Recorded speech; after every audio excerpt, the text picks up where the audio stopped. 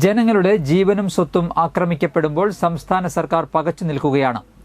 മലയോര സമരയാത്രയുടെ തുടർച്ചയായി ചാലക്കുടി ഫോറസ്റ്റ് ഓഫീസിന് മുന്നിൽ നടന്ന പ്രതിഷേധ ധർണ ഉദ്ഘാടനം ചെയ്ത് സംസാരിക്കുകയായിരുന്നു അദ്ദേഹം.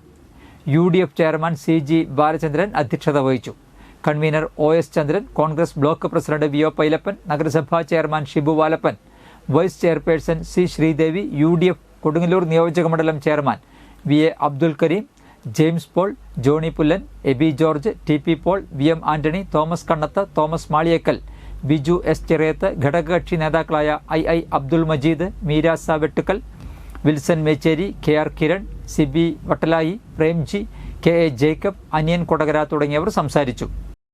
പ്രദേശത്തേക്കും ഈ വന്യമൃഗങ്ങളുടെ കടന്നുകയറ്റം വന്നുകൊണ്ടിരിക്കുകയാണ്. കഴിഞ്ഞ ഒരു മാസത്തിലധികമായി ചാലക്കുടി നഗരത്തിൽ പുലി വന്ന് നിൽക്കുന്ന ഒരു കാലഘട്ടത്തിലൂടെയാണ് നമ്മൾ മുന്നോട്ട് പോകുന്നത്.